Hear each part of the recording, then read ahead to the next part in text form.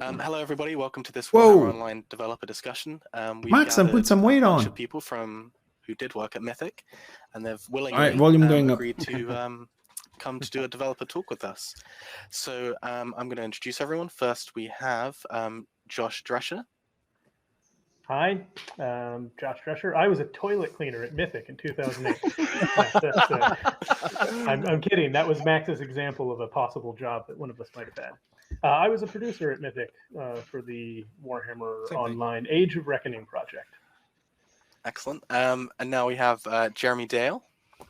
Hello, Jeremy Dale. I was the lead animator for definitely through launch, and then got distracted by some other stuff afterwards, and tried to get some more tech happening. Can you guys hear them? It's a bit low for me as well, but can you guys hear them okay? And now we have Mark Davies.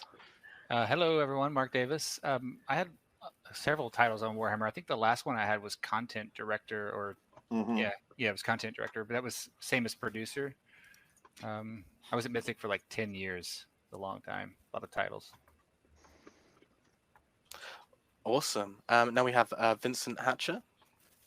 Hey, so I started with the few weeks before the launch of Warhammer Online. I was an initial CSR, and I was with the game from launch until finish. And during my time at Mythic, I also did a little bit of moonlighting, working on Dark Age of Camelot and some development for Ultima Online, where I created the origin story for the Guard Builder race. And I was one of the last men standing in the CSR department when the sad day happened and the servers were shut down for Warhammer. Oh, wow. That's quite cool. We have Alan Davis. Hey, I'm Alan Davies. I was a server engineer at Mythic, and I started there in 2006 and was there till the end. So. Oh wow, long haul. He's also the best carpenter in the company. That's true. That's true. I did make a target. And now we have Mike Stone. What was that? Hey, Mike Stone. I was a producer at the time. I was with Mythic from 2001 to 2009, and on Warhammer I was in charge of the capital cities. Nice. And we have Kevin Calvert. We know who to blame for the cities. I was started off as a CSR with Vinny, and eventually made my way to game design on Warhammer Online. Excellent. And then we have Kevin Freeman. Hi, Kevin Freeman. I was a game designer for Warhammer. I joined Mythic in 2007 and was there until my departure in 2013. Nice. So, who wants to take the first question? Josh. You have been volunteered as tribute. All right. Very exciting. Right. So we did a bit of stalking, and before working on Warhammer, you were working on Imperator Online, the cancelled futuristic Roman Empire themed MMO game. Man. So what was the reason for Mythic putting all its efforts into Warhammer, bringing them off of Imperator, and would you have stayed on that team? Boy, starting out with a challenging one. From beginning to end, Josh. So, Mythic had been around for a number of years before I joined. I joined in late 2001, just before the launch of Dark Age Camelot.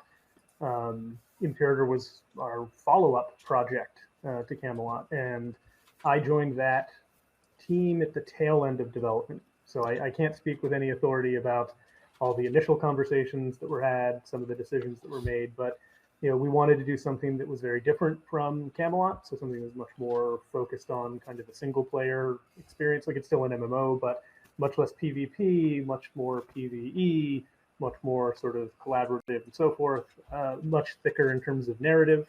So instead of drawing from existing mythology, it was a completely newly created world and so forth. So by the time, let me see if I can find it real quick. Give me 1 sec. Stare at nothing for just a moment. Just turning the servers back on. Oh my gosh. Yes, please. Oh man. Coming back. I should have just put things next to myself. So this was the ticket that we made for, I think it was E3 2005. So we and Mark did a lot of late nights with me on the infamous Imperator game trailer that we put together with CJ Greb and a couple other folks that ran in our little booth at E3. And actually, if you have a time machine, there's a map on the back that shows you where you had to go to see it. Wow. And so we had this story trailer. Mark probably remembers the star of that trailer was Earl Bowen, best known as the psychotherapist from all the Terminator movies. Dr. Silverman, yeah. Yeah, and so Mark and CJ and I had him on a phone call at one point to do a bunch of, he was in a studio, I think in Hawaii or something, and we were like directing him over the phone, and we were having him do voiceover for Imperator and for the Camelot player-controlled mounts release that was coming out. And I don't think we told him we were having him do voiceover for two different games in two different genres. So we're like, outer space cannon batteries need to be activated at long last. Rideable horses are coming to Camelot. And so it was clearly a very confusing experience for him. Oh my gosh, that's hilarious. But yeah, so it was 2005. Camelot had been out doing gangbusters for about 4 years at that point. We were interested in having something new come to market. Imperator was the first project, but it's hard to argue with a license as big as Warhammer, especially at that point. There really weren't a lot of high quality Warhammer video games around at that point. That has obviously changed a bit in recent years, and so I think it was just a matter of the opportunity was too good to turn down. I think that officially we never canceled Imperator; it was just postponed. Obviously, that in a turnaround. It is in turnaround. It's in turnaround. It is in turnaround. But I can tell you, like, there's other stuff over there. There was a whole screenplay that was written, for like an Imperator movie and everything else. So like, a lot of thought went into it, but ultimately it just came down to we were a team full of people that had loved Warhammer for years, and we had the opportunity to work with like a dream IP. You make the right call. And I think that ultimately that's what the executives did. Wow. Mark can disagree with me. He was there for all of it as well. That was a very good answer, Josh. So much so he needs a drink. Good answer. Good answer. Oh, and I'm remembering something now. Part of the other reason that we wound up in contact with GW was we had our sort of like Roman Space Marines. And so there was like hey, let's make sure that we're not, getting too close to something that's a little too 40K-ish. And so we've been in conversation with it, which is the reason if you can find any of the old screenshots or whatever, like all of our heavily armored Space Marines didn't have helmets on.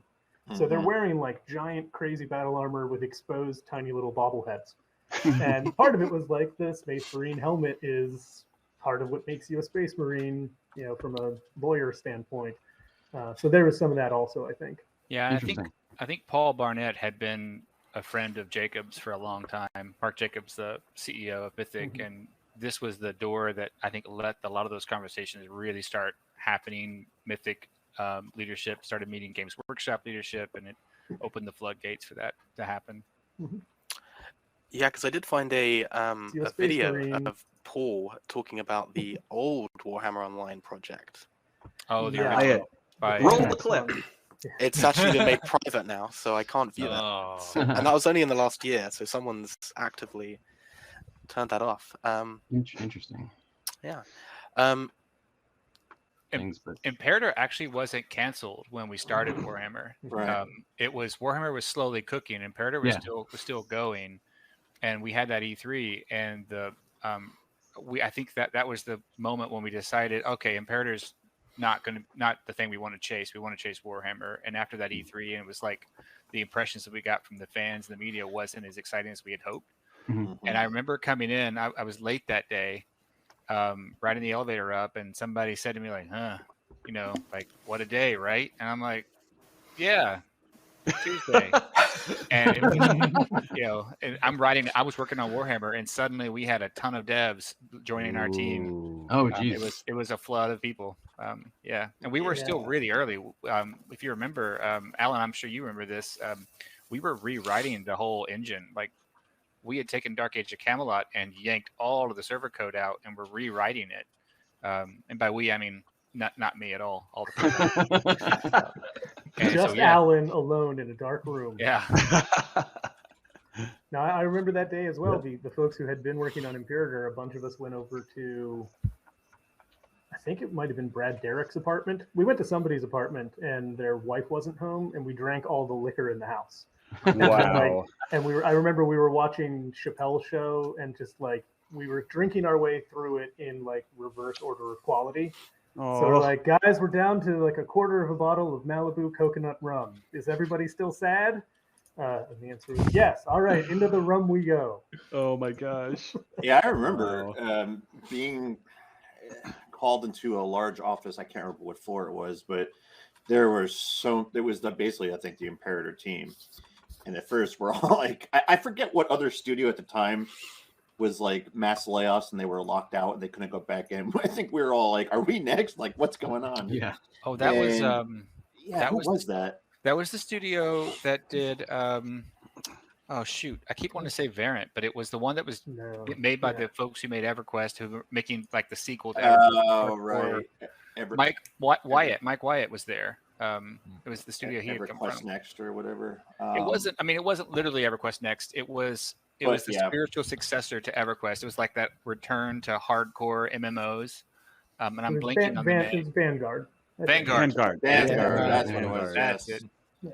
So yeah, Rob and Mark were kind of just letting the team know everyone's going to be going to Warhammer, and I think at that point it was like almost 2.5, 3 years of Imperator. So it was a sad time, but it was, no one was getting laid off. Everyone was just transitioning to Warhammer. So it was a happy moment, yet sad as well. Yeah, we had some other weird stuff that happened during that period where like there was the brief Camelot console game that we were kind of kicking around and various other things. Yeah, I was responsible for the daily builds on Imperator, so I was always the last person Mike could talk to every day before he got to go home. He was That's right. I still remember Castra Lupus or whatever. Still remember your corner cube outside of Hickman's office. For late night chats. And I remember it was that same day. Mark's coming up in the elevator, getting it one way. I had gone into, I think it was Colin Hicks' office. I was like, all right, got to crack the whip on this stuff. Some things are running behind. We need to get moving. He's like, take it easy today. Maybe don't do any of that. I'm like, okay. What a weirdly laid back attitude. It's like, it's because we're never doing another build of this game ever again. Yeah. And we had just gotten in the ladders. The ladders had started working. Wow. Okay. Question two. So this one is aimed at Mark Davis. I'm going to mix that up. I'm sorry. It's okay. In the first Warhammer Online production podcast, we were introduced to you, showing us the World Atlas. We found some bits of it buried in the client. The whole world seemed to have drastically changed during development, including Altdorf and the Inevitable City being completely redesigned. Can you tell us more about the world how the world changed during development? But before you start, we do have those pictures to show you. So let me just... This is your life. So we have... Wow. Oh my gosh. So that's looks like some elf zones. We have the Inevitable City. Beautiful. Which looks nothing like how it does now. Wow. We have the Altdorf Reichland, which has all of the 7 wizard colleges of magic. And a river going through it. And that's a zoomed in version of the city. We found part of the elf cities layout, which was pretty cool. The high elves, that is. And that's a close up of it. And then we found a different Dark Elf Tier 4 campaign, which instead of the Black Ark, it goes to Nagarand. Vagabond. I never said that out loud. Which shows us here. And yeah, so tell us more. Okay, so when we were just talking earlier about all those people from Imperator coming over, right? And when that happened, we had a whole lot of developers who we needed to find work for. And as I mentioned, we were still rewriting the server. We didn't have the ability to do actual content, to create things. And then you add on additionally, we had rules with Games Workshop where we needed to write everything down. Everything had to be approved by them. So, for example, in Dark Age of Camelot, if we wanted to make a quest, somebody would just make a quest and we'd review it internally, and that's it. But in Warhammer, we had to write that down first. We typed it into a document, and then that had to be reviewed. It's actually one of my jobs, and another guy named Dustin, who was my boss. We spent weeks and months reading all the developers that we had on the team, reading their content before submitting it to Games Workshop for approval. So there was a lot of writing, a lot of design that took place up front. And one of the best things we ever did was that we hired someone who was an artist and a designer. His name was Matthew Doyle. He was fantastic at creating those maps that you saw. I think he did all of those. If not, he did most of them.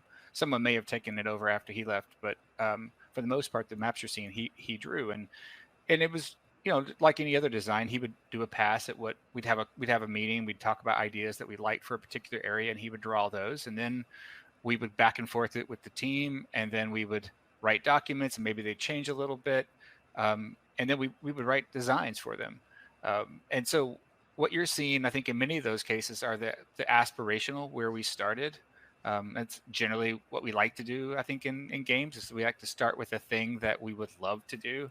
And then over the course of weeks and months of being beaten down by producers and like being told what we can and can't have, eventually it gets scoped down to something that's manageable. And just like every game company everywhere, we don't go back and update our design documents. We just, forget those things. So a lot of those images were from a time when we were probably early on. Capital Cities, for example, we had intended always to do 6. That was the goal. And Mike, I think you were behind. You were in Virginia when I went to Gamescom, and I came back, and you were like, "Guess what?" Right. And it was like we had cut the other 4 capital cities, and so Yep. And part of the reason why the capital cities changed, like Inevitable City changed, I think, was heavily because Altdorf, as we were getting in and making that map and learning what it would take to do that, we just learned so much about the scope of what felt right, how long it took to do a thing, not to mention certain creative people at the very top, who couldn't stop coming up with cool, crazy ideas to keep shoving into Altdorf. We maybe have missed our schedule because of that, and we started running out of time to do more stuff. So yeah, a lot of scope changes and just actually seeing things in game caused us to revise our schedules and our scope and things. Yeah, and those maps were a lot of fun. I can't remember if I ever got to fully finish. The way I did it was I wanted to show everyone. We had a ton of people, right? A ton of people on the project, and we were spread out over I don't know, a pretty large square foot. It wasn't like we were in floor pits for the most, like big pits of rooms where everyone could talk to one another. We were spread out mostly in like individual offices, so communication was an issue, and trying to tell people where we were working, what we were up to. And so yeah, out of some crazy brainstorm, I put those things on the wall, and I meant to fill them all in color. When the artist would finish an area, I was supposed to take those down, the black and white ones, replaced with color. I don't know, does anybody remember if I ever actually did the final map in color or not? I'm not sure we ever got that far with that big crazy paper map. I don't remember, but I was going to remind you that due date is coming up, so you got to get on that. It's a little overdue, but for the 20th anniversary, we're going to get that wrapped up. Yeah. Oh man. We'll get that. Yeah. We'll get that Vampire Counts expansion. We'll. Oh, jeez. Yes. Right in the stomach. And one real quick funny story. So I accidentally took credit for my boss's idea because those maps, right? So we're making these maps, and we would brainstorm ideas for them. And he said once, you know, what would be cool would be to have maybe like a train depot in one of these maps. And I was like, oh yeah, it's cool. And so I went to Matthew's office, like my boss, and then I was next guy, and then I would go and talk to Matthew, and we'd write it on the board. And like, don't forget to do a train station somewhere. And we were like, yeah, maybe Blackfire Pass feels right for that. And so months and months go by. We're doing different maps, and we eventually get to that area. And then, you know, Matthew puts that into the document, and then more months go by, and we're creating the maps. And then Brian Clark, unfortunately, who couldn't make it today, he did Blackfire Pass in that train depot. And on the map, it was just a little icon that said like train depot. But Brian took it and just made it freaking amazing. It was this Warhammered version of a train depot. It was like there was carts, train cars knocked over. It was smoking. There was debris everywhere. It was so freaking cool. So good. So good. Yeah, right. And I'm standing over Doyle or Brian's desk and looking at it and feeling really proud of the work the team had done. Right. And, you know, it was cool that my idea had made it into the game. And Destin walks over and says, oh, cool. And he was content director at the time. And, you know, he rarely did actual like hands-on with the developers, right? He was usually at the studio level or the project level. And he was very excited. Like, oh, cool. An idea of mine got into the game. And I went, what do you mean? He's like, well, that was my idea. And I'm like, no, it wasn't. It was my idea. And he's like, don't you remember? And then it all came flooding back. And I was like, oh no, I'm so sorry. I'm so sorry. And I had carried it for like 2 years. And I had totally forgotten. That's part of that story. It kind of tells you the where we go from paper to how long it takes to get into the game. So much can happen between paper and actual implementation that things change, and we have to revise our schedules and our whole scope of everything. Wow, yeah, that is quite crazy. So we've got another question here for Jeremy Dale. Oh no. Which says, I read somewhere that dance animations were not added into the game because it didn't fit into the serious nature of the game. Did you start implementing any, or did you have any specific dances in mind for any races? No, I mean, so I was kind of on board with the where not quite as slammed to the spectrum end of the no dancing in Warhammer, because that was a thing that was very very much a and like basically it was rough too because like this is weird because I haven't really had this conversation necessarily, but like there was no animation director. It was like me and then Greg Grimsby, and then the art director, and then Paul, obviously, you know, and then whoever else is, you know, had feedback. And so a lot of it turned into there was some tech that I was trying to get in where which was like a combo system for the animations, and then we ended up not doing that, but fortunately we were able to like string those together into like more epic you know, abilities, right? So like it would flow through a few of the things that we had set up, and then we kind of put that into I put an emote in for kata, which was like the name of the system or whatever, so you could swing from here to here to here to here or whatever, and then do stuff. I don't remember if we put that in as like if you hit dance it would do that as well, you would just swing. I don't remember, but like even we made sure that even everybody that wouldn't have had like, even if you weren't a melee character, you had a couple swings that you could do, you know, with a staff as a mage or whatever, I think. But that was, I don't know if that covers. I'm going to try and keep my answer short. But if memory serves, Jeremy, and you'd remember this better than anybody, we had taken a firm no dancing stance with Imperator to the point where, if memory serves, we'd actually made swag, like T-shirts, and on the back it was like, no dancing required was like one of the slogans for the game. And I think it was a dig at Star Wars Galaxies. Like, I think that they'd had a really robust sort of like catalog of dance animations. We're like, well, if you think that dancing is ruining your fantastic sci-fi adventure, then come play this game, which will not have dancing in it. And I think that sort of managed to get its way into Warhammer initially, at least. I think that's like some of the DNA of that came from. We're like that movie where Kevin Bacon was in, where there's no dancing allowed in the town. Yes, yes, Footloose. You know what's The Gene Hackman of video games. Yes. no dancing in the game. Calvert, I don't know if you remember this, but as a CSR, when you were first created, and occasionally if there was like a patch or if something was slow with the game, as a CSR, you were just this geometric shape, but occasionally the base wireframe of the character that you had chosen would show up. And so when you were flying around, you would be the wireframe of your character, and I had chosen a sorceress.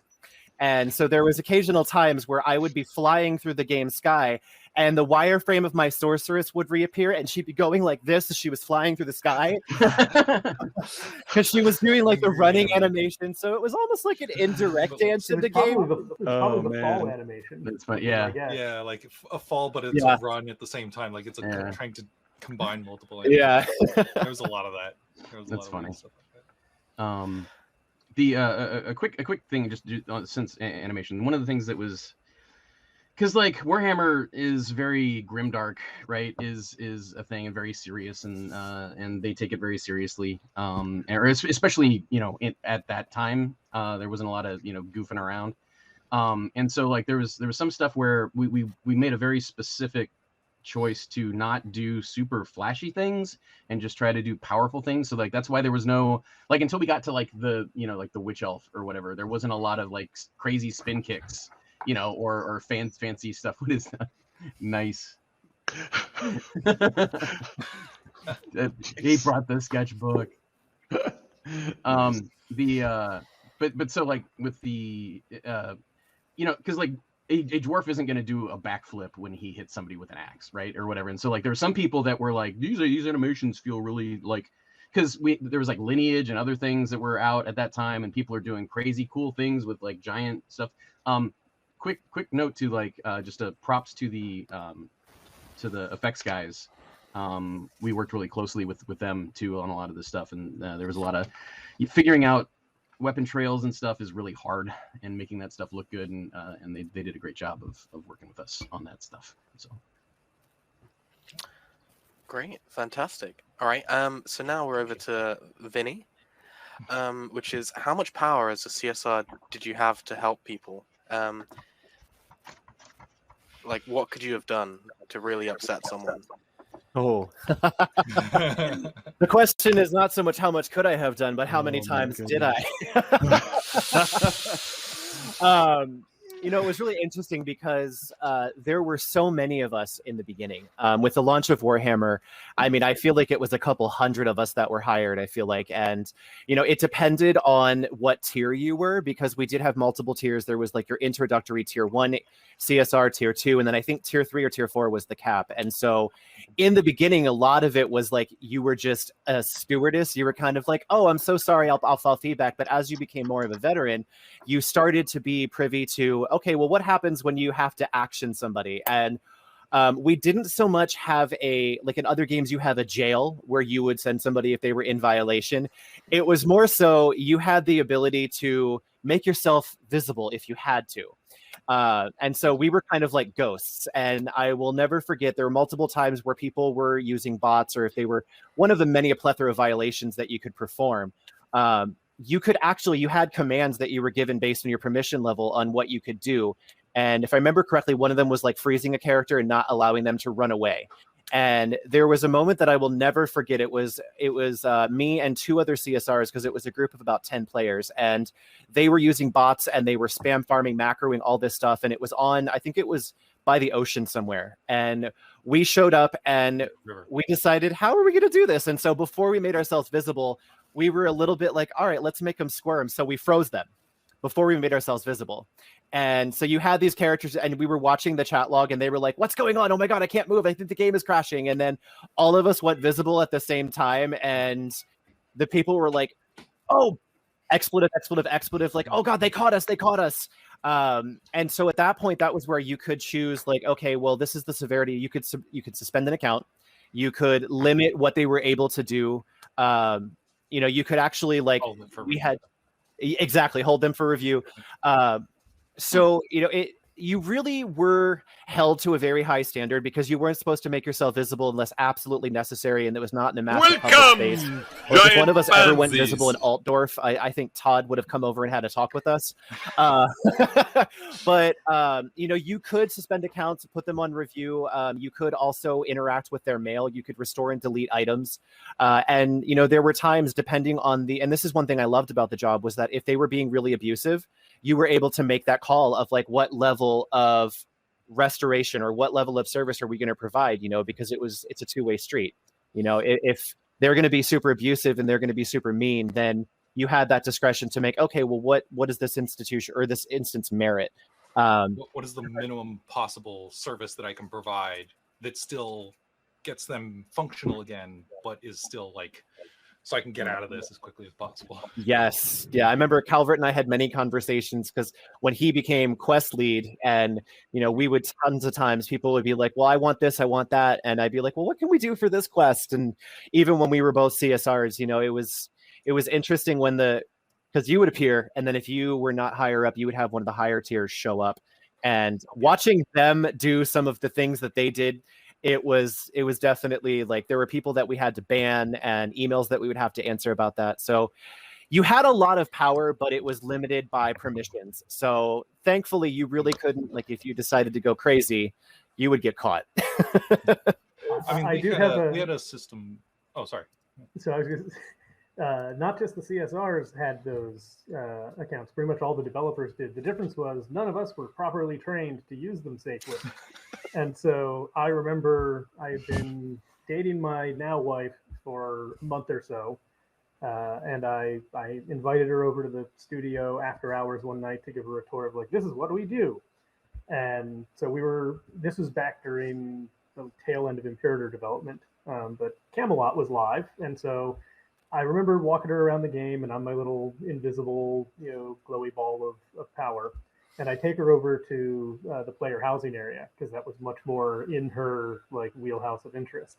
And I remember we went into somebody's house, and I could see the player was there, like, but they were facing a wall, so their back was to us. And I'm looking around; it was a really beautifully decorated house, and I'm showing things off, and I don't realize that if I double click on something with my permission level, it'll take it out of their house and put it in my inventory.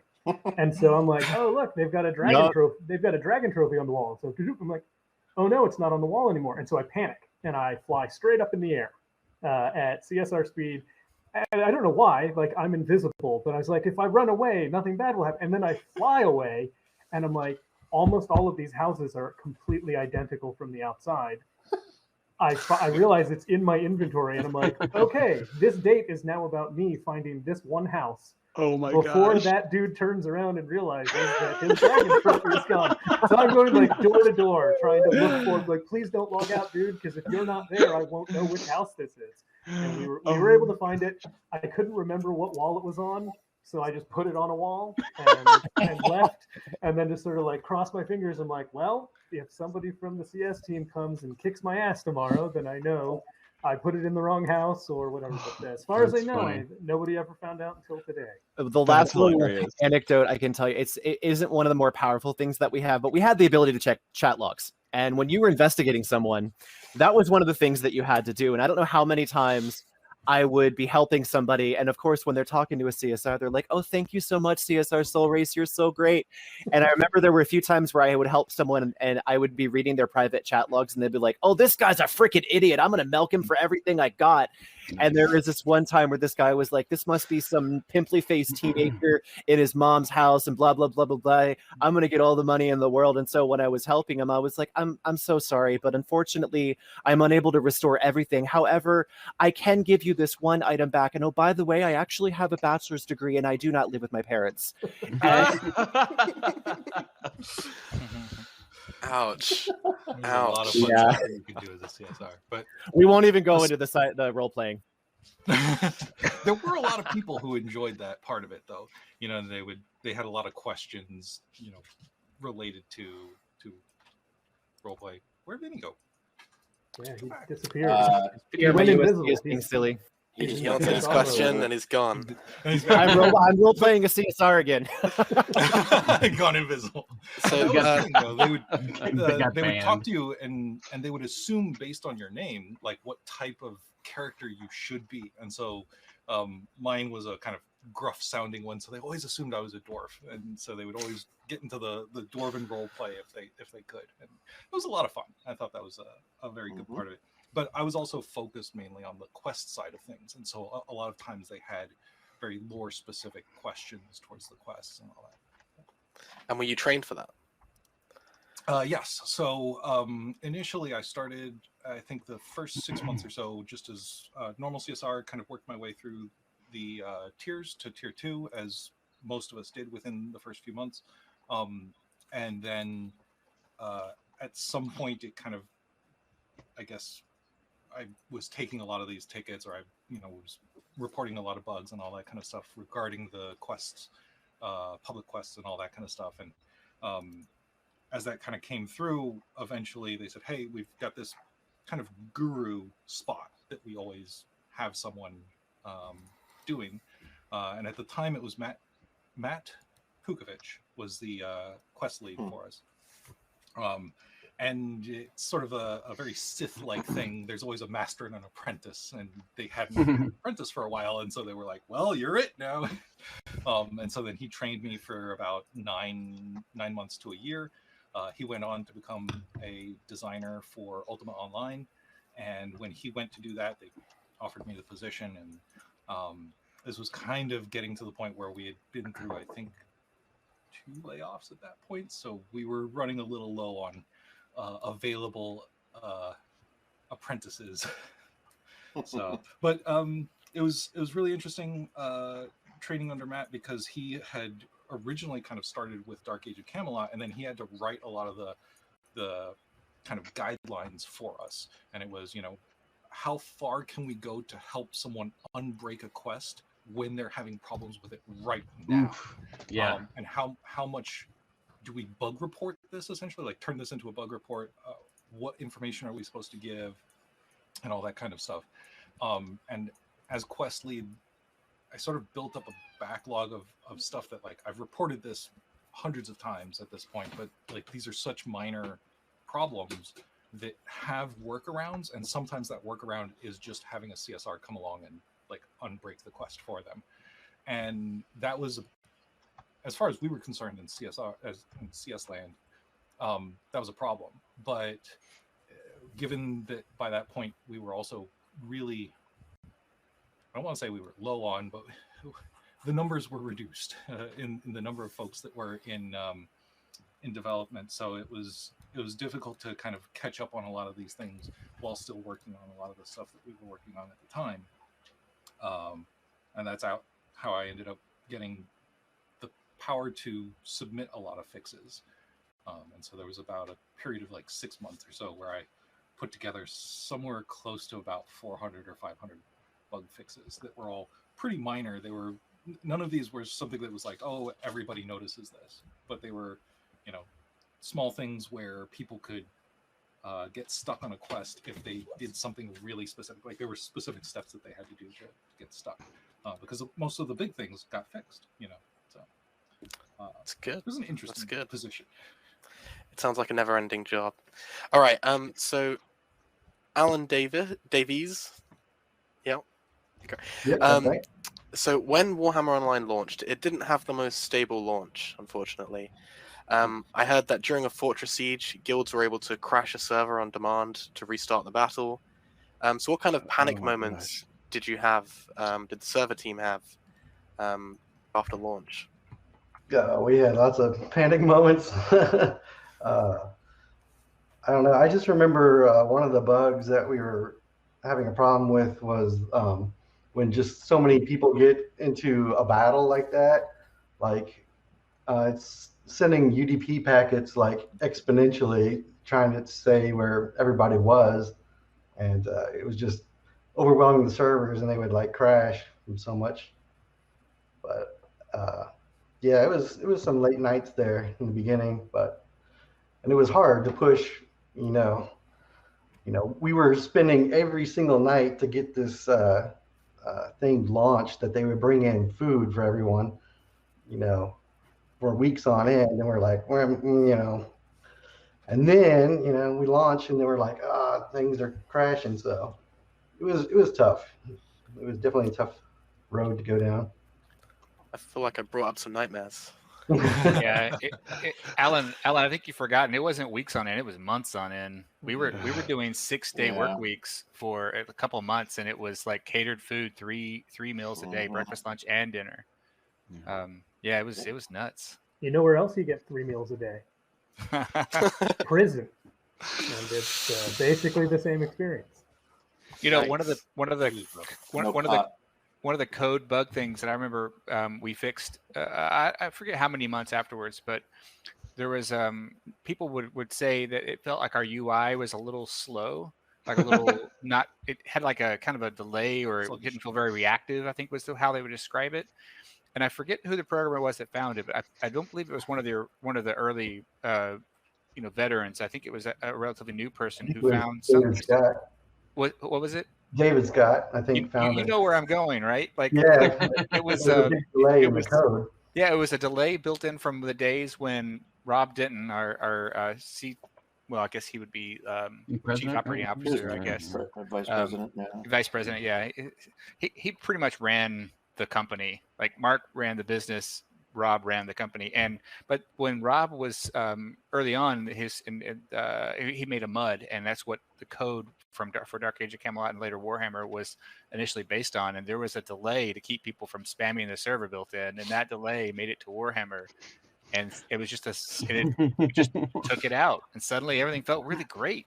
Do you remember what the internal name for the patch from that fix was referred to?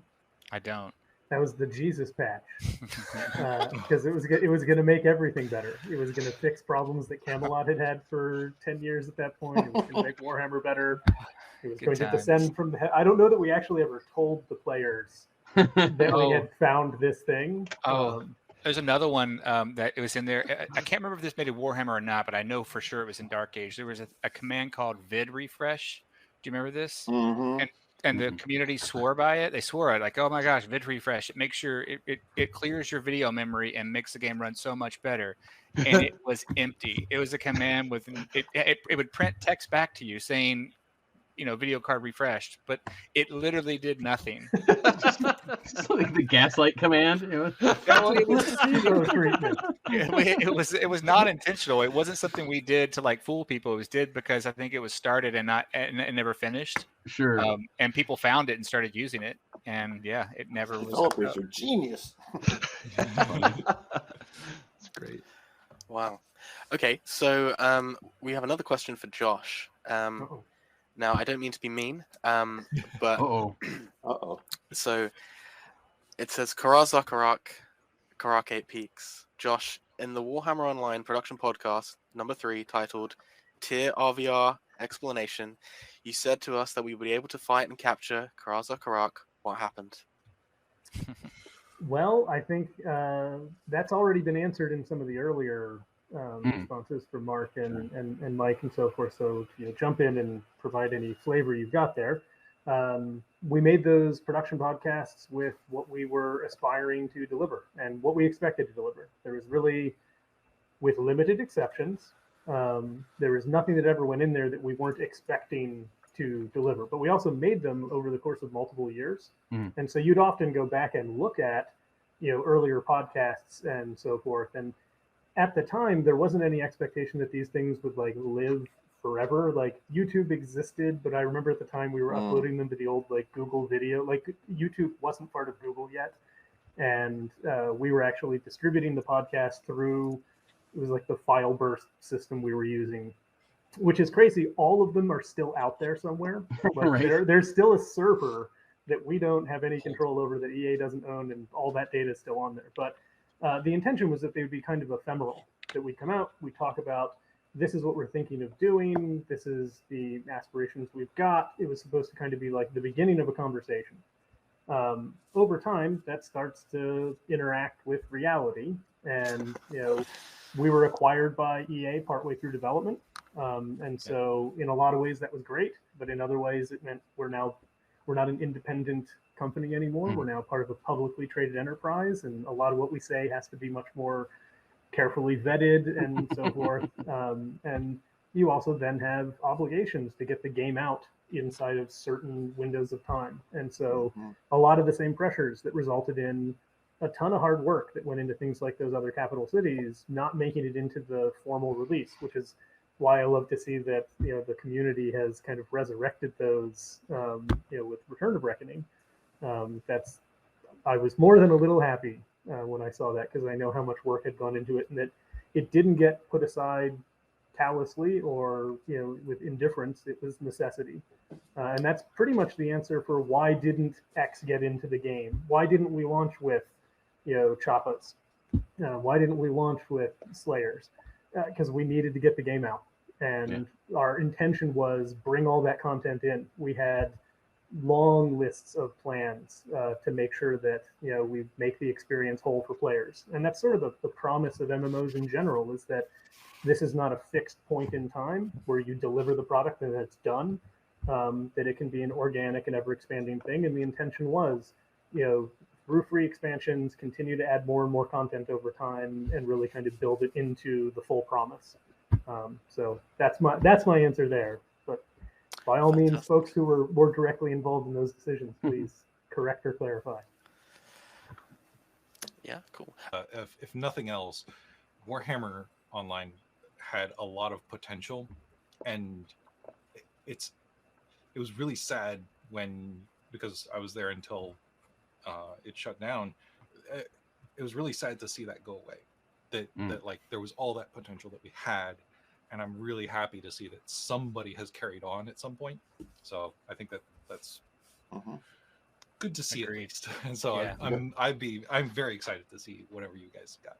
I saw a video come out recently, and it was Keg's End, and I won't lie, I had a very warm feeling just take over. Like, oh my god, I miss Keg's End.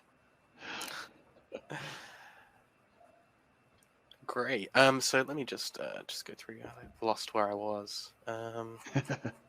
What happened to Karazakarak was the last question. Well, That while was you're the last digging, one. while They're you're not in digging for order. stuff, No, is there was anybody here super involved with like public quests? Like, did we or did we not invent that? Yeah, we I did. I think Yeah. was that Destin as well, Mark? That had that idea. Technically, that was me. Yeah. Okay. You knew high that. five, Are Mark. you baiting me? I think you're baiting But me. he owes one to Destin, so we're all going to agree that Destin intended public quests to make it whole That's over a the tough one to give. train depot. Love you, Actually, Mark.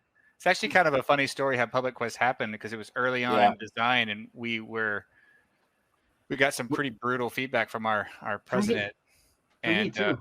Oh yeah, it was awful. Like it was pretty brutal how badly he did not like our design. And we had this like emergency meeting with the design team, and we were all in that conference room, actually technically over by the president's office, and we sat around in a big circle, brainstorming ideas that we could somehow differentiate ourselves.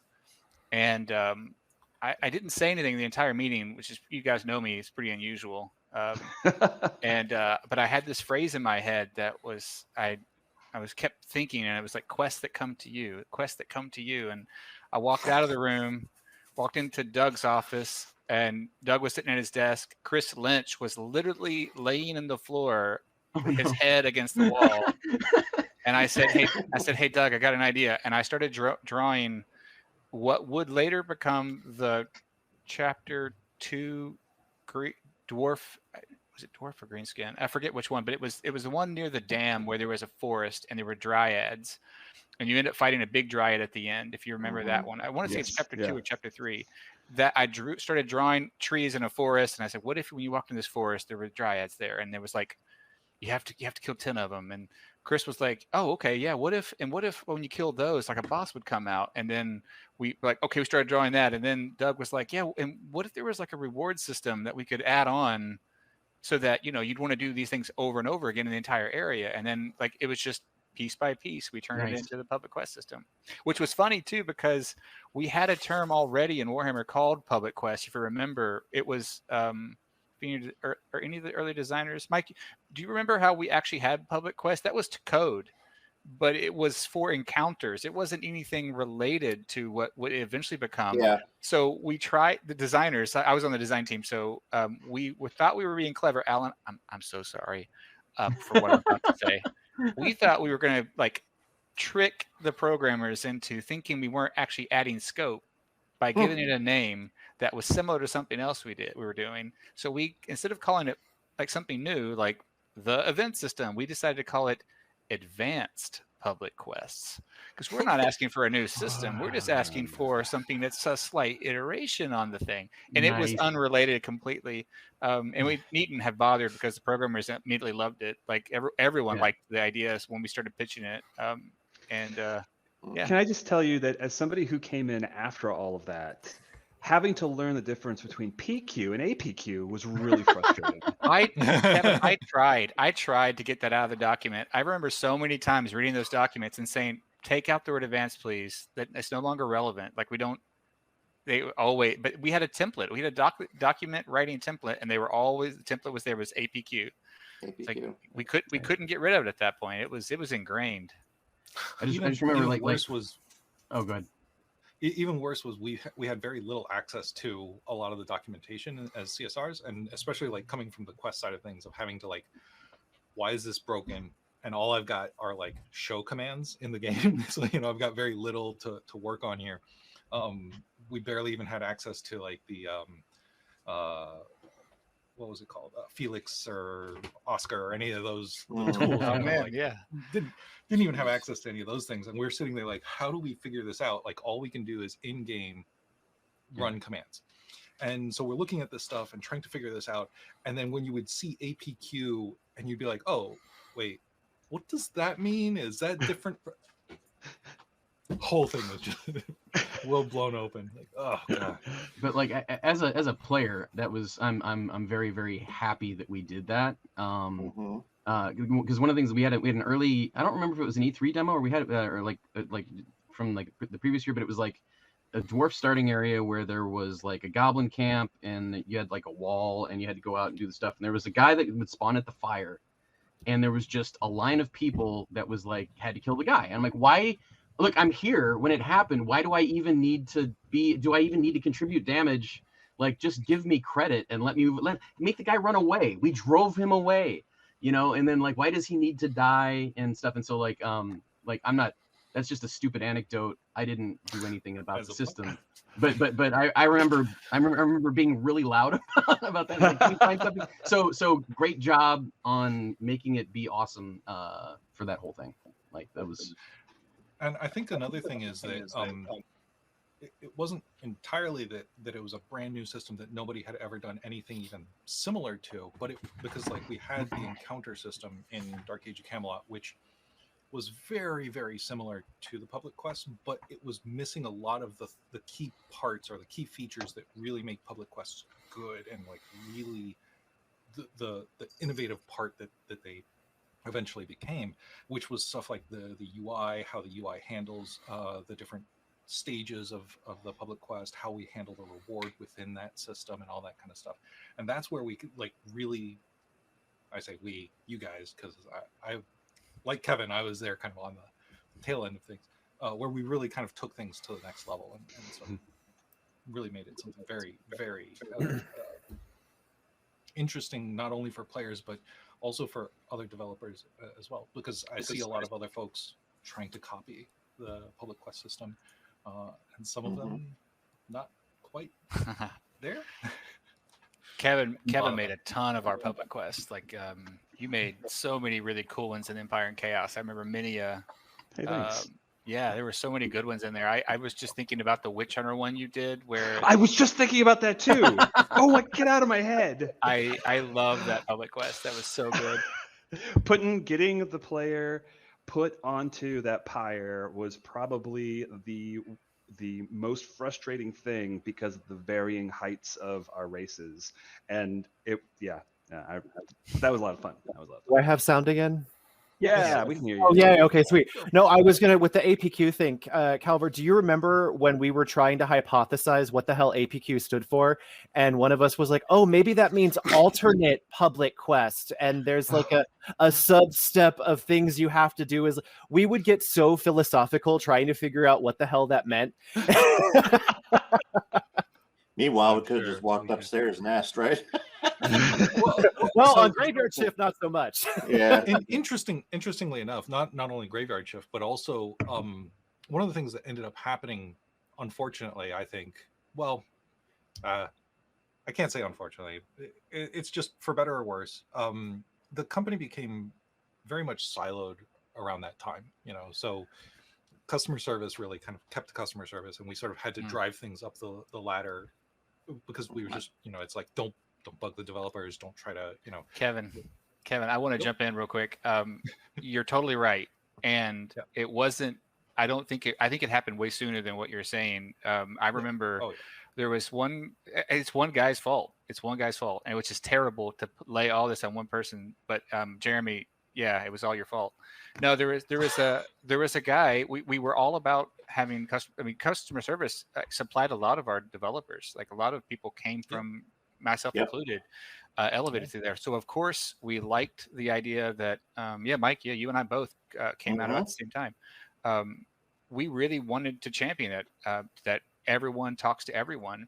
And then we had this CSR that we hired who was downright awful, was being basically abusive to developers and like demanding things. And it was just like, okay, fine, this is not going to work. And so we put these rules in that customer service couldn't come up and talk to developers. They were distracting them, and it was all because of one silly person. I don't know why we had to react quite that way, but it took us a long time to work backwards from that. Mm-hmm. There was a time later when we were all on, not everybody, but where a good chunk of people were down on 2. Was that 2? Yeah. A big chunk of we split development and brought a bunch of people down to 2. And I remember being down there. We were right outside of the CSR pit. So that was really the first time that I had a chance to very easily just walk in there and talk with CSRs. They could come out and talk to us, and I think that was a breaking down of that wall at that time, which was nice to finally have, because that kind of prohibition of not being allowed to go downstairs to talk to CSRs never really made sense to me. Like, well, why can't I talk to people? I don't understand. If there's a problem, it'll be a lot easier and faster if I go down there and talk to them about it. But I must have been a rule breaker, because I would just go down there and start talking to them. I would too. I just ignored Certainly that. there were a lot of people there. Yeah. Well, one thing that as a CSR, and I was not a developer, I didn't have a background in that at all, but one of the things you always hear about working at a game studio is there's always the devs and then there's customer service, and you're the bottom of the totem pole if you're customer service. But even when the siloing happened, in my entire time with Mythic, there was never a time where if I walked past somebody in the hallway, or if I overheard a conversation, or if someone came into the CS room, we were still a family. And that's one of the things that has resonated for me all these years later. Is I'm still friends with so many people that I met there. And even back in that time, when I was on a smoke break or I was in the kitchen and I heard someone having a conversation, I never felt like, oh my God, if I open my mouth, I'm going to get fired. It was always such a welcoming and open door environment. And that's one of the things that I remember to this day so fondly. Yeah, I agree. There was a lot of things done early on in the company to keep promoting that. Do you guys remember Wednesdays? You remember Wednesdays, right? Donut days, right? Like every Wednesday. Right. It's not Thursday. It's not Thursday. It's one day post donuts. It's 2 days post donuts. Yep. And we always had the really great, holiday parties at the end of the year. For the longest time, Mythic would pay for all of us, the entire freaking studio, to go to E3.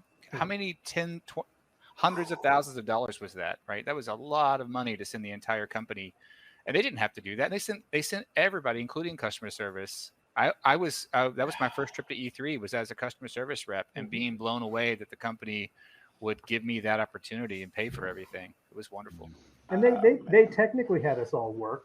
We were all given like one 45-minute shift in the booth to stand next to Sonya and like be a bodyguard and clean off a mouse, and then they're like, "All right, you're free to go now." So, sure, don't get in trouble in LA.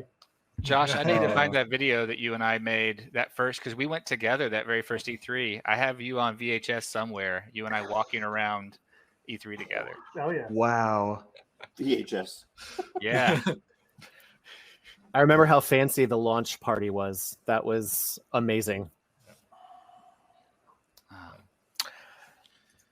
So, what happened at the launch party? Tell us about that. Well, what happened at the launch party stays at the launch party. Yeah. Moving on. Next question. We had you already saw them. It was a little blinking cube. Yeah. And the Steins.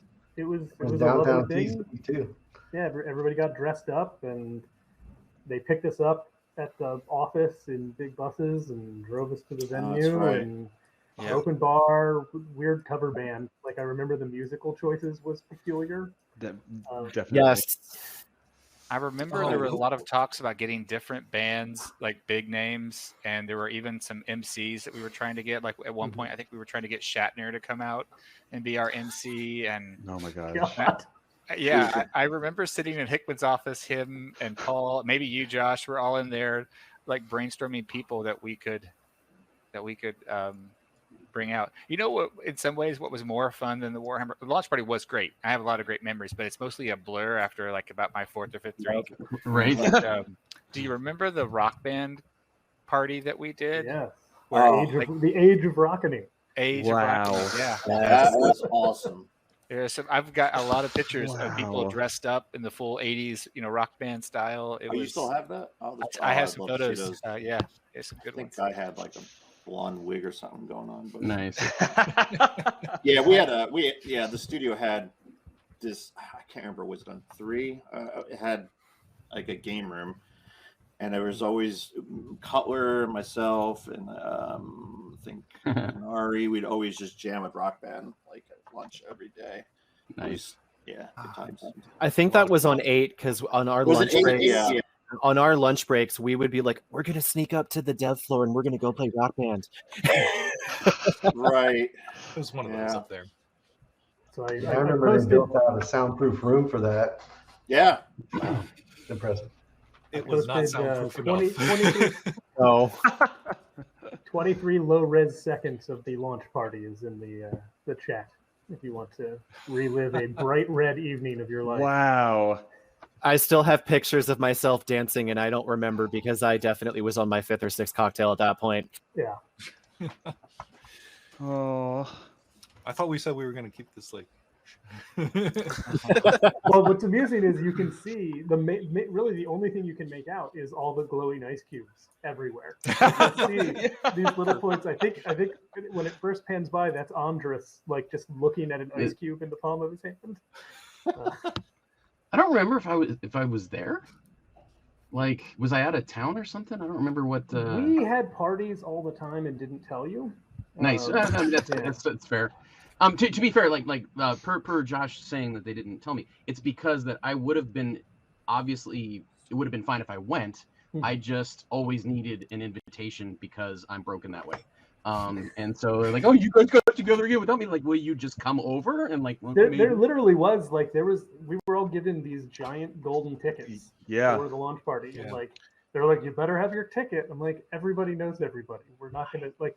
Nobody's sneaking into the launch party. Oh, I wish I still had mine. It was cool. It's just cool to have it. I might. Yeah, mine got lost many moves ago. Now watch, Josh is going off into his. Hey, folks! In case you're ever in the Austin area, Josh runs a Warhammer Dark Age of Camelot Mythic Museum. I was gonna say, it's probably true. He's like Carrot Top. He's got a luggage full of everything. Props. I found the Imperial. Yeah, there you go. Oh wow! Oh my gosh! Yeah, so I'm gonna see if I can find. So this is all CJ's art, I think. Yeah, so you can see some of like CJ Greb's, original concept art in here. Oh wow! So these would have been the Furies. I'm going to see if I can find. Yeah, so the original heavy armors were all supposed to have helmets and stuff like that, and those all had to go away. Oh yeah, this folds out. Wow. Man, this is nicer than I remember it being. Guys, we should have stolen more of our own swag. Yeah. Wow, that is nice. Yeah. I should look at this stuff. Sorry, Cool. done. Oh, sorry. So I'll go on to another question. This is kind of for anyone and everyone. So according to a news article, which I can't find at the moment, at E3 2006, people who got their hands on Warhammer Online to play were playing with developers who were back at Mythic HQ, playing on Xbox 360 games consoles. Was this just a tech demo? Would there have been an Xbox 360 release? Did any of you play the Xbox 360 version? Now, before anyone answers, I found these. Someone posted them on Twitter, which is Not me, I promise. or is coming to the Xbox 360 with its new console user input. Wow! Oh my gosh! What year did you say that was? That was 2006. It says 2007 in this document, but the article said 2006. And there are some screenshots of people playing on the Chaos 360 server. Yeah. Yeah. So has anyone had experience with the Xbox 360 version? So all I remember is, so we had that in development. The only thing I remember was if you're assigned one of the dev kits, it was your first initial, last initial. Xbox was the name of your device. And I remember Chris Andres had one because we called his the Coxbox. Because it was CO Xbox was the name of Chris Andres's dev kit. So if you go back to that video and you find the guy staring at the gleaming cube in his palm, he was the wielder of the Coxbox at that time. I don't know that got particularly far, but it is a thing that we were looking into. Yeah, I remember seeing a build on it, but as far as I can remember, it was a prototype of. In theory, it could work on Xbox, but I don't think we really pushed it in any given direction of taking it seriously at the time. It just, I think the PC version it was enough for all of us to handle at the time. To be honest, so sure. Nice. We resurrected it very briefly when we were investigating Wrath of Heroes development to see if there was anything that we could salvage from the Xbox architecture and use to help speed up Wrath of Heroes. Gotcha. There's a lot of little things like that happen though, where another example of sort of a thing we were sort of exploring off to the side was just after Wrath of Heroes. We still hadn't actually stopped development on Wrath of Heroes, but somebody took Unity and started just throw stuff into Unity, a lot of the Wrath of Heroes stuff, and then they were like, here, I did this, and then I just clicked this button, and now I've got lighting in the entire scene. I didn't have to do any of that nonsense of lighting a scene. It's like, look how much time I just saved. Can we just port it to Unity? And it was like, oh. Nice. There's a lot of little discoveries like that, like, oh, this is cool. Didn't go anywhere though. Fair enough. Right, we have a question for Kevin Freeman. I didn't do it. As you may have seen, at Return of Reckoning, we took your first installment of the Stronghold Saga live event and added 2 subsequent live events. Can you tell us about your plans for Mythic's version of the Stronghold Saga? Oh man. Yeah, sure. Okay. All right. When Kevin Calvert and I sat down and started brainstorming the Stronghold Saga, it always was intended to be the end of Warhammer. So it was our attempt to bring some kind of narrative closure to the story of Age of Reckoning in a way that made contextual sense, even if it didn't feel good. And we knew that it wasn't going to feel good. It was never going to feel good.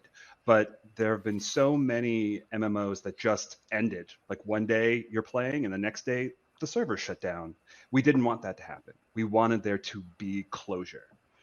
So we, not knowing exactly when the other shoe was going to fall, just being told that it had already been dropped and it could fall at any moment, right? That we developed a series of events, and it was going to lead players through to the orc-occupied dwarf city and culminate in a battle where one of two things would happen. If Order won, that was going to be represented as Grumlock and Gazbad being killed. And if they died, and that led to the dwarf city being retaken by the dwarves, we now have eliminated the reason for the dwarves being part of Order, and we have eliminated the kind of the nucleus around which the Greenskin formed for destruction. And that was kind of our narrative cascade moment to explain how everything else falls apart. Without the dwarves part of Order would eventually fall apart, and without the Greenskins, the destruction would eventually just kind of self-destruct. So that was our rationale behind having this saga, and it also gave us an excuse to throw in a capital city there at the end to hopefully delight the people, so that even with it being a sad send-off, it would kind of be, it would be an experience to remember and an experience to bring closure to the whole story in some capacity. Was there anything that we did that they co-opted into the destruction of the old world for Warhammer? I wonder. Like, was there any storylines that we started that GW ran with? Not particularly. Not really. Kevin. I want to say Kevin's plural. Kevin's. That was beautiful. I love that. I love that you did that. And the way you said it, I couldn't tell for sure if it happened or not. Like, it sounded like you planned it, but did it happen? No. We got through the first of 4. There were 4 planned installments through the Stronghold saga. Yeah, and we only got through the first one.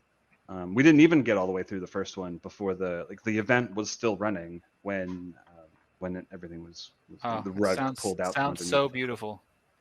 Thanks. Yeah, I mean, beautiful in a very Warhammer kind of way. We were also going to introduce in stage 3, in stage 3 of the multi-stage event, we were going to release legendary weapons, and legendary weapons in the sense of, so way back in the day with MUDs, in some versions of MUDs, you could, if you found the temple of a god, you could pray for a weapon, and that god's weapon would be given to you. And there was only one. So if somebody else happened to have been wielding it at the time, the god finds you worthy, takes it away from whatever person had it currently, and gives it to you instead. This was the idea behind our legendary weapons that we were going to have in stage 3. There were only going to be one set of these weapons, and only one person across across the server would be able to get it and be able to use it, which led to a lot of hurdles to jump over to rationalize being able to do that, and to persuade production to let us do that. But also, it was like, at the end of the day, it's the end of Warhammer, so like there were a lot of things that we would not have been able to do at the beginning that we got away with at the end because people kind of stopped caring. although we still had to submit a lot of our stuff to, what was his name, like John Lancaster or something like that. John, yeah. Was it? Can't remember if that's his name, but we had to submit all of our stuff to a guy in GW, and then he had to be like, yes, this is allowed or not. Yeah. And he was still very much like, on a lot of our stuff, like, but if we rationalized it, and that was the thing, was like just trying to come up with the rationale. And I think that's where a lot of my expertise came in, was because I go into depth about like how this totally fits Warhammer War, and we would get away with a few things. But most of this was just really actually Kevin's doing, because he was coming up with all this stuff, and I'm like just taking notes on the side, like, yeah, this is great, I love it. Was just leading the whole thing. Was it Gillen? John Gillen? Yes. I don't remember. Eric Mogensen? Yes. Yeah, Eric. Yeah. Eric Mogensen, who used to like to confuse me by telling me to rename abilities because in British slang it meant something, and then I years later found out he'd made it all up. Oh, and so he's like, funny. "You can't use follow through. That means diarrhea in England." I'm like, does it? That sounds crazy. And it was just, he'd just pick a thing and he'd mess with me and Gersh and like reject random things. Basically, it was like the old Van Halen M&M color thing. Like, just to see if you're paying attention, we're gonna give you some feedback about it. So it's a poo joke you're trying to sneak into this game. Yeah, we snuck our own stuff in though too. Like Dark Age of Camelot is a place you can get to. That's it's in the Inevitable City. Yep, I've seen that. We did Empire. We let people go there. We let people go there for one of the live events where we had Paul Barnett telling you to kill bears in the Dark Age of Camelot area. And then there's an area in I think it's Empire or Chaos Chapter 4, if I remember right. There's a ruined town that you can go into, and one of the Empire buildings has a sign that's called the Winchester, which is totally what's it called, the zombie apocalypse movie. Shaun of the Dead. Shaun of the Dead, thank you. Yeah. And there's also Cetus, and one of the Cetus from Trials of Atlantis is in there. It's one of the Empire, what do we call them, scenarios? We call them, the instance PvP. There's one where it's a winter area. There's an ice lake, and there's a horn sticking out through the ice. Yeah. And that is Cetus from Trials of Atlantis. Yeah, wow, we snuck more than a few things in. How about people refer to that? That was rad. People refer to that as the lag monster, because if you're near it, it's so big under the ice, but you only see the tip. You kind of get some lag from it. Oh no! So you should have cut off its nose, stuck its nose through there. What kind of an Easter egg would that be? my favorite thing that we got, that somebody, and I don't say this facetiously, I mean somebody, I don't know who put this in. All I remember is that I got the bug for it. It was at the Tempest Horn PQ, and when you won, whoever actually, like, you remember we were talking earlier how everybody gets takes part in rolling on the rewards and gets rewarded for participation in the PQ. But with the Tempest Horn, the person who actually blew the Tempest Horn gets a t-shirt. And when you hover over the t-shirt, the description says, "I blew the Tempest Horn and all I got was this lousy t-shirt." And I thought that was hilarious. I don't know who put that in, but it was bugged. This is after we went live. It was bugged, and we were told to take it out. But we were told to take it out because it wasn't in the documentation. And so, Mark, I think it was you who kind of slyly said to me, "It's not in the documentation, Kevin." Wink, wink, wink. Wink, wink. Exactly. I'm like, oh, okay, I'll just put it in the documentation. Boom, problem solved. Problem solved. Right. Should we move on to one last question? Sure. Should we wait for Josh to get back? There he is. Before we go there, Josh and Mark, if you remember, Danielle just brought this to me. My car, I had. Oh, yes. Nice. I remember having this on, the dork that I was, but I loved Altdorf, and I were driving down 66 one day after lunch, and someone's beeping at me. I'm like, what the hell is your problem? And then he comes to the side of me, rolls his window down, just yells "Wog!" It's like all worth it. Like this is awesome. Wonderful. Yeah, Nice. That's awesome. So, one last question. So this is aimed Hang on, at, I have one more Easter egg thing. one more Easter egg. Yeah. So this is Right, let's hear a combo Mark and Jeremy Easter egg. So I had a friend for many years. He was a big Warhammer fan. He was a huge Skaven fan, and he wound up with cancer and was definitely not going to make it through development and passed away before we could get to the beta. And the last conversation we had, he was asking me all sorts of questions about, will there be playable Skaven in the game? And I was like, I don't know, man. It's not looking like. He's like, you got to make it happen. I was like, I don't know if that's going to happen. So I went to Mark one afternoon and asked him, hey, man, could you name one of the Skaven NPCs after my buddy? So if you've ever seen the Skaven NPC Vork, Vorque, that's Mr. Davis's kindness to my friend. After his mom found out about that and he passed away, she had gone through a bunch of his belongings and found some unpainted Skaven minis. He had actually painted one, so I'll hold this. Where is my camera? So this is one of his painted minis. It was unfinished and so forth, but I knew the colors that he had chosen. And I suck at art, but Jeremy does not. And so I gave Jeremy the minis and asked him if he'd be willing to paint them for me. Not only that, but he actually built this entire diorama, and he matched the color scheme that Wark had chosen. And so, you know, I sent this to his family so they could see what had happened, sent them some footage of the game and so forth. I still talk to his mom regularly and so forth. So that's my Easter egg. These two guys were a huge part of helping to make a really terrible situation a little bit better for people that they've never met.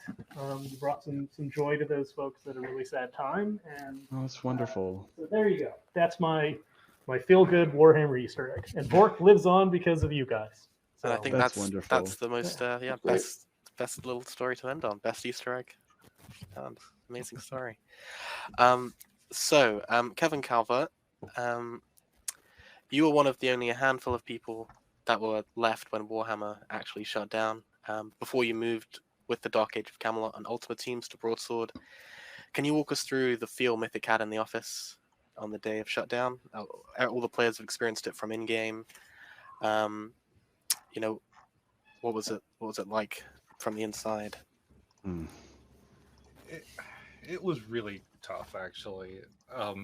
There was a bit of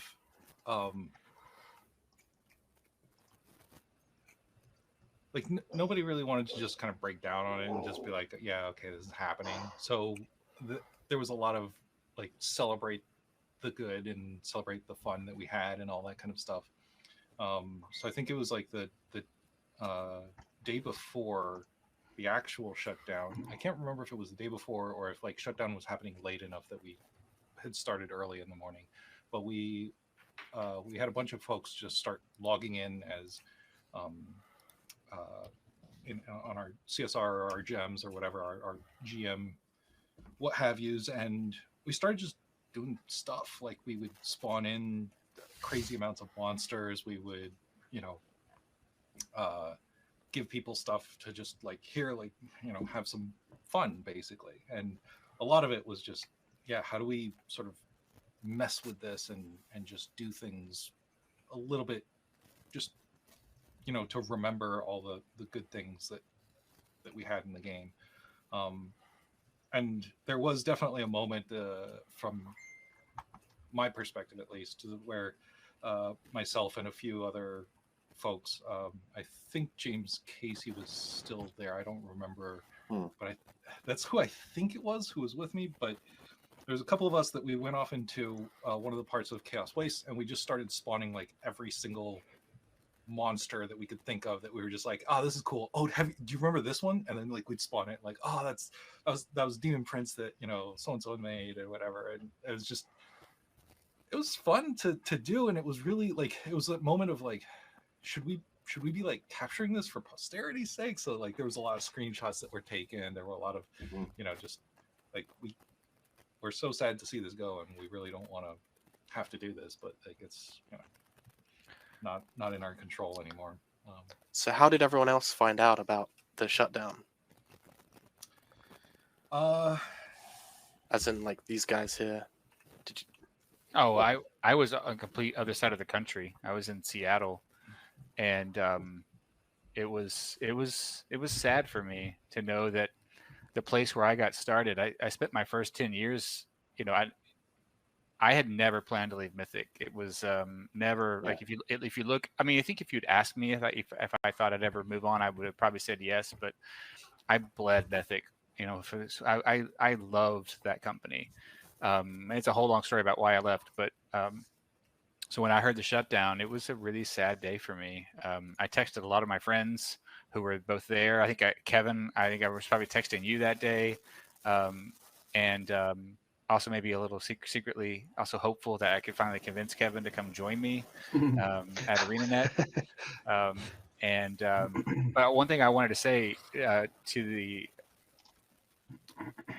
I've been at studios. I wasn't at Mythic when they shut down, but I have been at studios when they do, and it's really hard to walk in a hallway where you used to be so full of life and energy and creativity.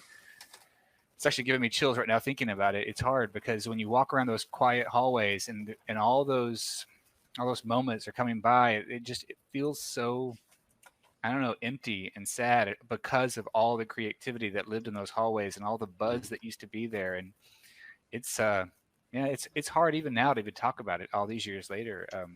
I think for me, Paul had called me a couple days before I think Carrie made the announcement to basically say like, hey, I think it was the 5-year anniversary. Like we wanted to get to the 5-year anniversary of the launch and then announce the sunset. So I'd known for a couple of days that it was coming, but it's still a pretty tight community invisibly. Like there are Facebook groups and LinkedIn groups and so forth. So it's unusual for me to go more than a couple of days without talking to somebody from Mythic. I'm actually getting together tomorrow with Paul and Hickman. Paul's going to be in town to go to a magic convention, and he's going to. Wow. We're going to grab dinner or something. But like card games or prestidigitation. The second one. I'm not going to try and say that out loud. But yeah, Mark and Mike and I, we joined very close together just prior to the launch of Dark Age of Camelot, and like Mark, it had not really ever occurred to me to leave. I would not have left Mythic until the last light turned out. If it had been my decision, because we cared about the team, we cared about the players, we cared about the work we were doing, and it felt like there was still work left to do. Keeping story a minute ago, I had never heard that before, and as Mark was saying, that's a beautiful act of creative energy that a less committed team or a more cynical group of people wouldn't have been thinking about pouring that kind of love into something that's not only going to end, but it's going to end, and because of the sort of ephemeral nature of MMOs, it's going to go away forever unless miraculous little wizards out on the internet bring it back. So thumbs up for that. It would be awesome to see now that we know the master plan. To see that maybe spin up in some capacity would be great. But yeah, it was weird to hear it. It was very sad, and it still is. But yeah, I just think, kind of like you and Mark were saying, there's just so many good memories that come out of it that I just, to this day, I tell people that my current place of employment, just kind of some of the stories that came out of it. I mean, to this day, just talking about instances within instances and the technology back then and how much of a nightmare that was, it kind of comes up to this day. And it's just, I was cut from Mythic, like my production chops, design, I was in art, and there was just so much that I've done over the 9 years there that it just, it's just made me a better person in the industry for where I am now. So I'm just forever grateful for it. I was in a different office. Like I had been hired by Carbine at that time. So I was in California sitting in my office at Carbine. As a matter of fact, Sean Bossart to my left and Chris Lynch right behind me, and we're all watching a Twitch stream of somebody playing, and we knew that this was the end, and that's why we were all kind of gathered around watching. And I'm not at all ashamed to say I was crying like a baby. And when that final log came up on the screen from whoever it was that did the server message, and then everything went to black and white, it was incredibly emotional. Yeah. Can you hear me again? Yes. Okay. I don't know why it just seems to hate my mic settings, but no, what I was going to say is that I took a huge chance to join Mythic. I was living in Maryland, working at a job that I absolutely did not like at all, and I found the posting and I was blown away that I was ever given the chance to be a CSR. Gaming has been my life, my entire life, but unfortunately I got a D in my C++ class. I didn't have coding skills. All I had was writing. So my CSR position was kind of my hope. Maybe they'll take a chance on me, and they did. And over the 4.5 years that I worked at Mythic, I had so many investments given to me, opportunities to grow. Unfortunately, I didn't get to continue working in the industry. Mythic was my only foray. And, I always tell people if I could go back and have one day in that studio again, I would. Never in my life did I imagine that I would be given the opportunity to work on such an amazing game, meet some amazing people. I mean, I'm still friends with so many people to this day. Even after Warhammer shut down, I stayed in the area, and many of us kind of kept the feeling alive by regularly doing karaoke nights at the old Shabine, having parties, getting together.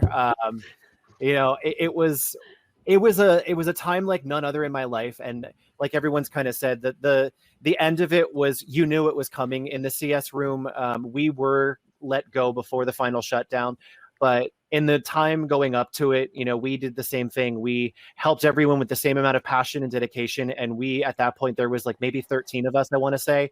And I'll never forget the last night, we all went out to Texas de Brazil as a goodbye. It was a goodbye dinner for us. And, handing in my name badge, that was the moment. I never thought I would make it to the end, because we were CS. We didn't think we would be there. And the moment that I handed in my badge was when I lost it, and I started bawling like a baby, and it was a domino effect. And the last time I walked out of that building, for a long time, I couldn't drive by that building because of the whole thing about walking through those sad halls, even seeing the building. But all these years later, if you ask me if I would do it all over again, hell yes, WOG all the way. I would do it, hands down.